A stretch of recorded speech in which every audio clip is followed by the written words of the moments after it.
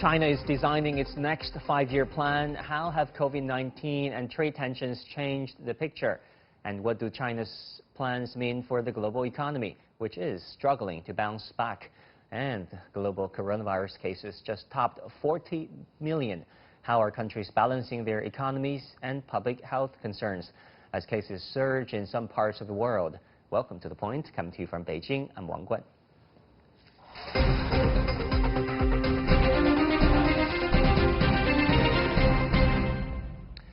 China will start reviewing and revising its 14th five-year plan next week.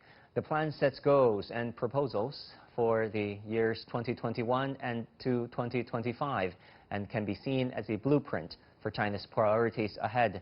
The final version of the plan will be released at next year's National People's Congress in March 2021. China has been marking five-year plans since the 1950s, but the years ahead pose unprecedented challenges amid the global pandemic and rising trade tensions. What key themes will inform this next plan? What major goals stand out? And why should the rest of the world pay attention? Joining us to discuss all these issues from Shanghai are Ms. Wang Dan, Chief Economist at Hang Seng Bank, China, and Jimmy Zhu, Chief Strategist at Fullerton Research. Dr. Wang, let me go to you first. A lot of people might hear this term, China's five-year plans, but they're not exactly sure what this is all about. Can you explain to our viewers around the world, especially those in the West, why should they pay attention? China's five-year plan is basically this long-term plan that sets the direction of the new focus for the coming 5 years. And now we're in this 14th five-year plan period, and there are several issues pending that people are very interested in knowing. And one thing is, how can China find a new growth engine, especially after the coronavirus? Because now we know that investment and the foreign sector are still key to growth, but China has long been trying to make consumption as its growth engine. So along that line, we will see probably a lot of the policy debate and outline of the SOE reform, the new urbanization, and also we'll see a lot of the debate before announcing the five-year plan about the green revolution, more investment into the environmental friendly industries. So there are a lot of things to look forward to. And also because of the importance of this plan, actually it will affect a lot of industries, and we will know where the industries will flow, and the people follow industry, and the migration pattern will change as well. Right. Jimmy, what's your take? What will you be looking out for in this 14th five-year plan? What do you think will be the major policy priorities? I think on the market's perspective, probably the people are looking at how the China government is helping the private sectors, especially to transmit from the, let's say, the old manufacturing style to the new manufacturing side, because it seems that the new manufacturing side actually there's a lot of technology innovation also need to be relevant. So the people are watching out whether how many support actually the government would help the private sectors, especially to develop on the tech sectors, especially now the US and China have some competition in this area. Right, Dr. Wang, let me go back to you. China's just announced that its GDP actually grew 4.9%. Making its whole year's GDP growth rate in the positive territory.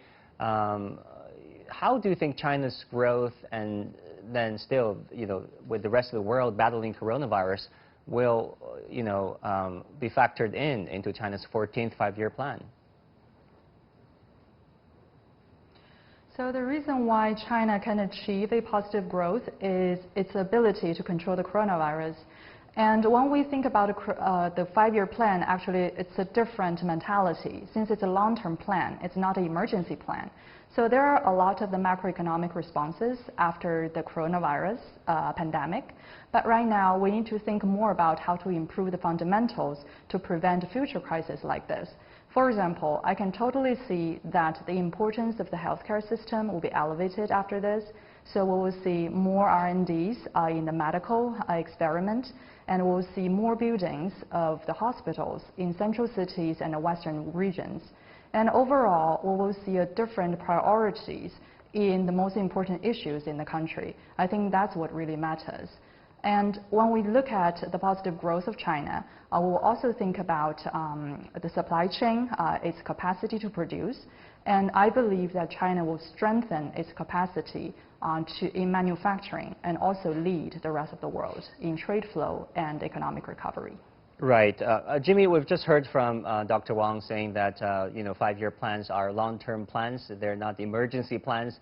But China recently said it is seeking a dual circulation approach, which essentially means continuing to opening up to foreign investment and technology, but also boosting domestic demand.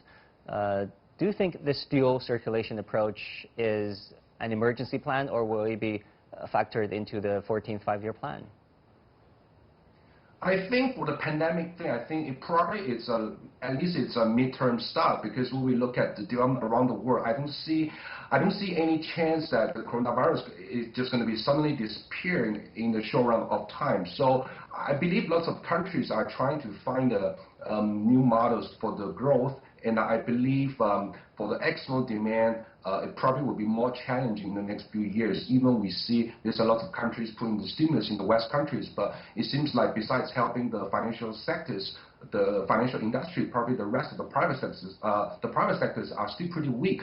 So I believe moving forward, China needs to find lots of ways to boost the domestic demand, especially on the personal consumption. And under the background of the pandemic, probably there will be some changes of the shopping or consuming behavior. I think that is the thing actually the countries actually will start to work it out, how to find a way to push for that.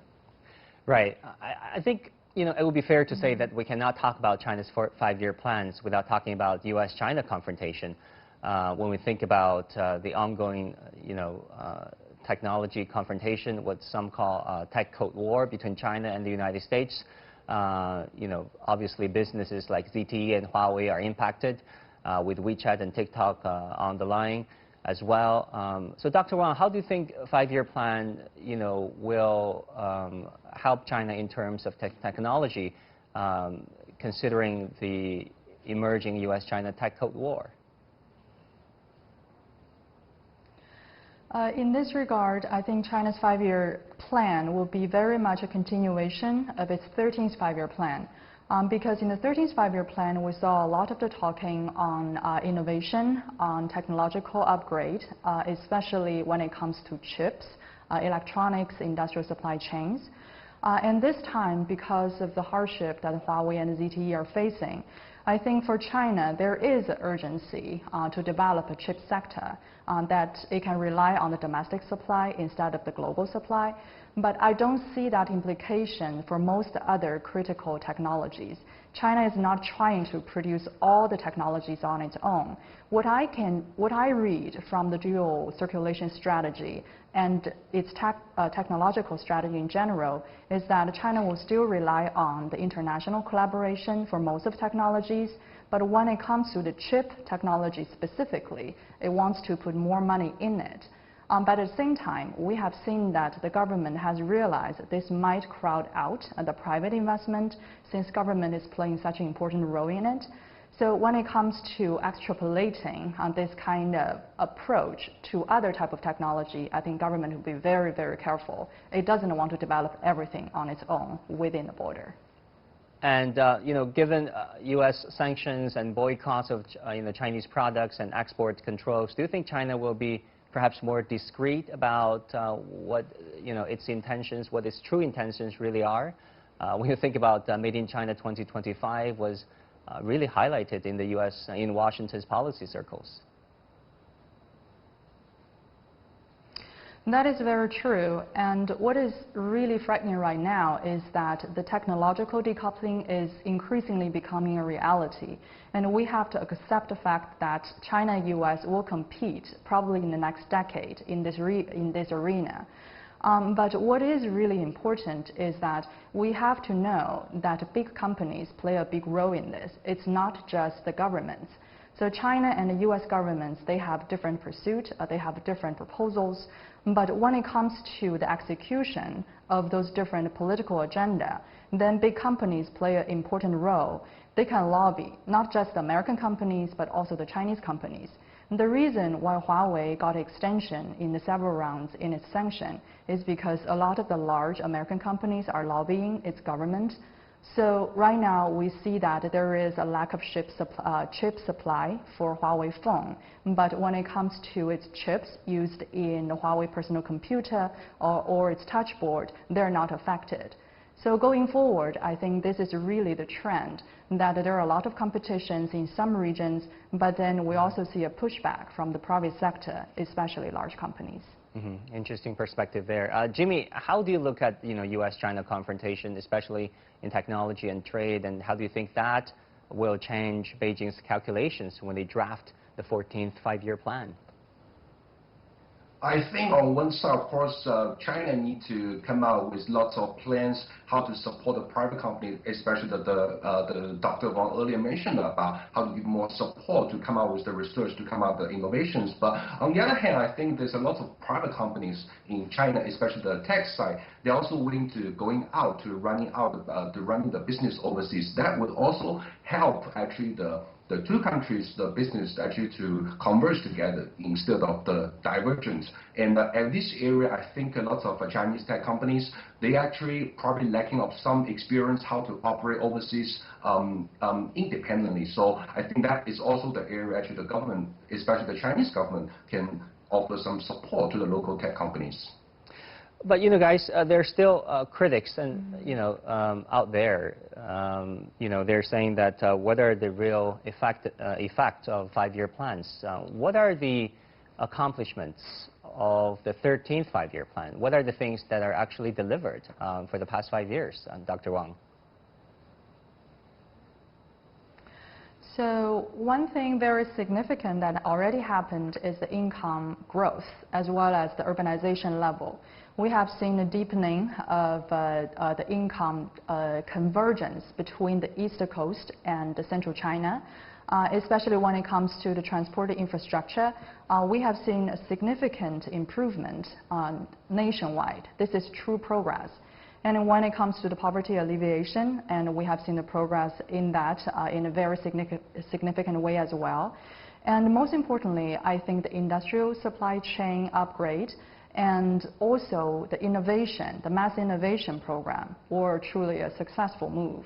So now we have seen a lot of successful large Chinese companies in the tech industry, and that is mostly because of successful execution of the 13th five-year plan. And I believe the Belt and Road Initiative were also being pushed by how the 13th five-year plan will pan out. So a lot of the private sector were actually part of it, and that contributed to the progress of China's growth. Right, we'll definitely keep an eye on the 14th five-year plan that is being mapped out and will be announced early next year. Many thanks to my guests, Dr. Wang Dan, Chief Economist at Hang Seng Bank, China, and Jimmy Zhu, Chief Strategist at Fullerton Research. Thank you both so much.